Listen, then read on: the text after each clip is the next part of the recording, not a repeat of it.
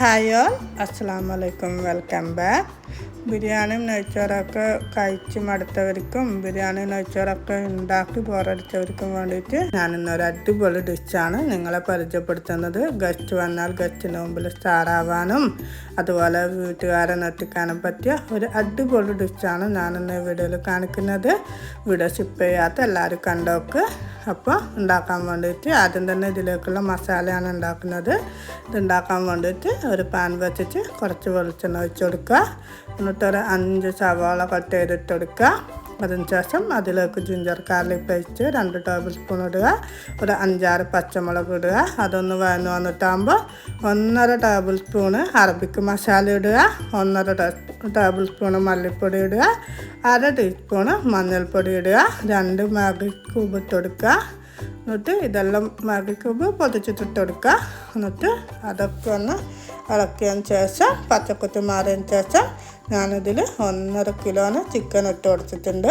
ചിക്കനും കൂടി ഒന്ന് എല്ലാം ഇളക്കിയതിന് ശേഷം കുറച്ച് ഒരു 1/2 കപ്പ് ചൂടുവെള്ളം ഒഴിച്ച് കൊടുക്കുക. എന്നിട്ടൊന്ന് അടച്ചു വെച്ച് വേവിച്ചെടുക്കുക.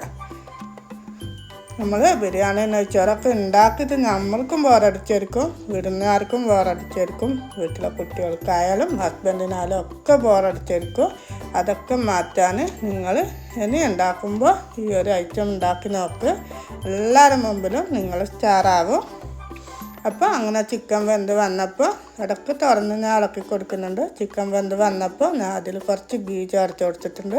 ചിക്കനൊക്കെ നല്ല ടേസ്റ്റും നല്ല സോഫ്റ്റ് ആവാൻ വേണ്ടിയിട്ടാണ് ഗീ ചേർത്ത് കൊടുത്തത്.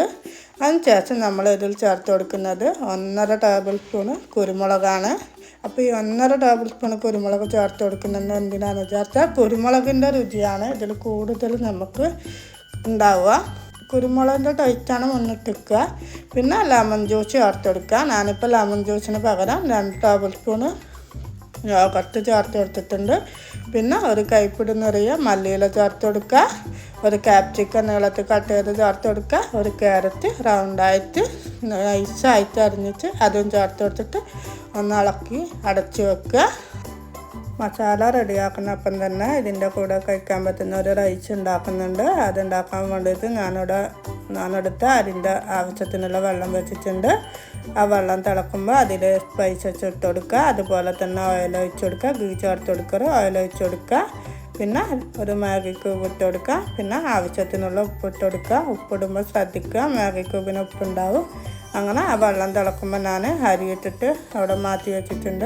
അവിടെ നിന്നാവുന്നുണ്ട്. ഇതേ ടൈം തന്നെ നമ്മൾ മസാല ക്യാരറ്റിലിട്ടിട്ട് ഒന്ന് അടച്ച് വെച്ചല്ലേ, അത് ഇളക്കി നോക്കി ക്യാരറ്റൊക്കെ നല്ല വെന്ത് വന്നിട്ടുണ്ട്. അതവിടെ റെഡിയായി. അപ്പോൾ അതേ ടൈം തന്നെ ഇപ്പോഴത്തെ ചോറിൽ വെള്ളം വറ്റിയിട്ടുണ്ട്. അപ്പോൾ ആ ചോറിലേക്ക് നല്ലോണം വെള്ളം വറ്റും. പിന്നെ ഒരു ടീസ്പൂണോളം അറബിക്ക് മസാലയും നമ്മൾ ഉണ്ടാക്കി വെച്ച ഈ ചിക്കൻ മസാലയില്ലേ അതിൻ്റെ അടുത്ത് ഒരു 2 ടീസ്പൂണ് ഗ്രേവി ഒഴിച്ച് കൊടുത്ത് ഒന്ന് ഇളക്കി അടച്ച് വെച്ചിട്ടുണ്ട്. ലോ ഫ്ലെയിമിൽ ഒരു 15 മിനിറ്റ് അടച്ച് വെക്കുമ്പോൾ തന്നെ നമ്മുടെ റൈസും റെഡിയായി. അപ്പം നമ്മൾ റൈസ് റെഡിയായി, മസാല റെഡിയായി. ഇതിൻ്റെ കൂടെ സൈഡായിട്ടൊന്നും ഒന്നും വേണ്ട. വേണമെങ്കിൽ നിങ്ങൾക്ക് വെജ് സോസ് ഉണ്ടാക്കിയിട്ട് കഴിക്കുക, അല്ലെങ്കിൽ മന്തിക്കൊക്കെ കഴിക്കുന്ന തക്കാളി ചട്നിയോ എന്ത് വേണമെങ്കിലും ഉണ്ടാക്കാം. ഞാനിവിടെ ഒന്നും ഉണ്ടാക്കിയിട്ടില്ല, അതിൻ്റെ ഒന്നും ഒരാവശ്യമില്ല. നല്ല അടിപൊളി ഗ്രേവിയോട് കൂടിയ ചിക്കൻ മസാലയുണ്ട്, നല്ല അടിപൊളി റൈസും ഉണ്ട്. ഈ ചോറും ഈ ചിക്കൻ മസാലയില്ലേ, ചിക്കൻ മസാലയും ഈ ചോറും ഒരുമിച്ച് കഴിക്കാൻ ടേസ്റ്റ് എന്ന് പറഞ്ഞാൽ അപാര ടേസ്റ്റാണ്. നമ്മളെ ബിരിയാണിയും നമ്മളെ ഗീ റൈസൊന്നും ഒന്നുമല്ല ഇതിൻ്റെ ഇടയിൽ. അതുപോലെ തന്നെ മന്തിയും ഒന്നുമല്ല. പിന്നെ ബിരിയാണിയും അതുപോലെ മന്തിയൊന്നും ഉണ്ടാക്കുന്നത് ചെയ്യുന്ന പാടോ പുകയ്ക്കേണ്ട പാടോ ഒന്നുമില്ല. അടിപൊളി ടേസ്റ്റ് എന്ന് പറഞ്ഞാൽ ഒരു രക്ഷയില്ലാത്ത നല്ല സോഫ്റ്റ് ചിക്കനും ക്യാപ്സിക്കനും ക്യാരറ്റൊക്കെ ഇട്ടിട്ടുള്ള നല്ല അടിപൊളി ടേസ്റ്റാണ് ഈ മസാലക്ക്. അതുപോലെ തന്നെ റൈസിനും അടിപൊളി ടേസ്റ്റാണ്. അറബിക്ക് മസാലയും പിന്നെ നമ്മളെ ചിക്കൻ മസാലേൻ്റെ ഗ്രേവിയൊക്കെ ഇട്ടിട്ട് നല്ല അടിപൊളി ടേസ്റ്റാണ്. എന്തായാലും വീഡിയോ കാണുന്ന കൂട്ടുകാരെല്ലാം ഇതുണ്ടാക്കിയിട്ട് നിങ്ങളെ അഭിപ്രായങ്ങൾ കമൻറ്റിലൂടെ തന്നെ അറിയിക്കണം. ഇതുവരെ എൻ്റെ വീഡിയോ സബ്സ്ക്രൈബ് ചെയ്യാണ്ട് കാണുന്നുണ്ടെങ്കിൽ എന്തായാലും സബ്സ്ക്രൈബ് ചെയ്യുക, ലൈക്ക് ചെയ്യുക, ഷെയർ ചെയ്യുക. അതുപോലെ തന്നെ ഈ ഡിഷിൻ്റെ ടേസ്റ്റിനെ പറ്റിയൊക്കെ ഞാൻ നിങ്ങളോട് ഒരുപാട് പറഞ്ഞു. ഈ ഡിഷിൻ്റെ പേരെന്താണെന്ന് പറഞ്ഞിട്ടില്ല. ഇതാണ് ചിക്കൻ കബാലയത്ത്. നല്ല ചിക്കൻ കബാലയത്ത് അടിപൊളി റൈസുമാണ്. ഇനി കബാലയത്ത് ഉണ്ടാക്കിയിട്ട് നമുക്ക് റൈസ് അല്ലാണ്ട് ചപ്പാത്തിൻ്റെ കൂടെയോ പൊറോട്ടൻ്റെ കൂടെയോ അതും നമുക്ക് കഴിക്കാൻ പറ്റും. എല്ലാവരും ഒന്ന് ട്രൈ ചെയ്തേക്കും. Take care. Bye bye.